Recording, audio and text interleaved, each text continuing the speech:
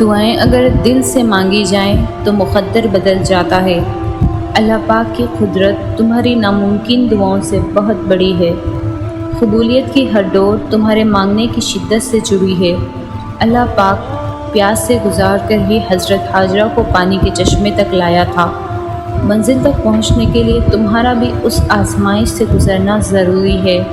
انتظار کی اذیت کے بعد ہی تو حضرت یعقوب علیہ السلام کو حضرت یوسف علیہ السلام سے ملوایا گیا تھا۔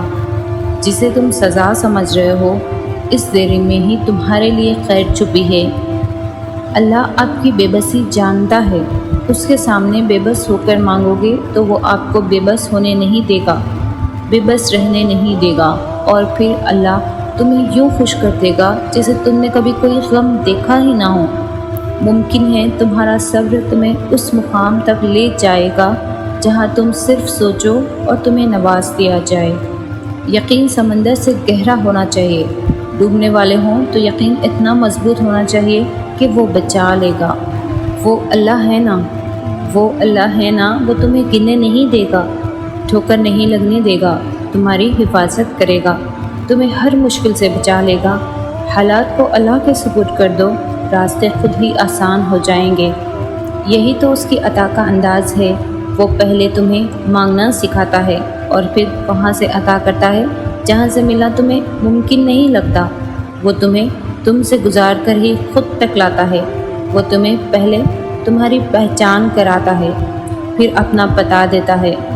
تم اپنی مرضی سے اس کی جانب نہیں جاتے، بلکہ جب اللہ کو تم پر بے حد پیار آتا ہے تب وہ ایسے حالات پیدا کر دیتا ہے کہ تم اس کی جانب کھینچے چلے جاتے ہو۔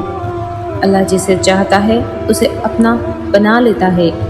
غموں سے پریشان نہ ہوا کرو، یہ تو تمہیں اللہ پاک کے نزدیک کرتے ہیں۔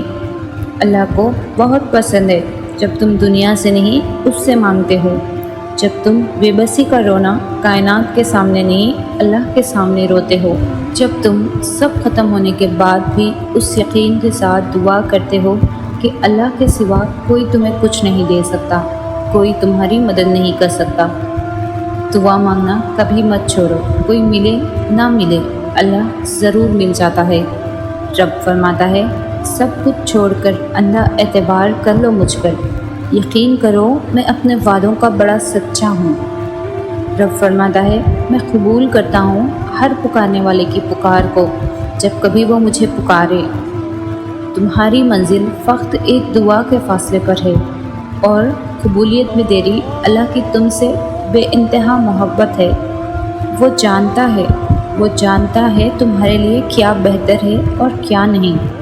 اللہ کی طرف سے دیر اس کا انکار نہیں ہے۔ وہ دیکھتا ہے میرا بندہ مجھے راضی کرنے کے لیے کیا کیا کرتا ہے، مجھے منانے کے لیے صبر کی کس حد تک جاتا ہے۔ سب سے خوبصورت احساس پتہ ہے کیا ہے؟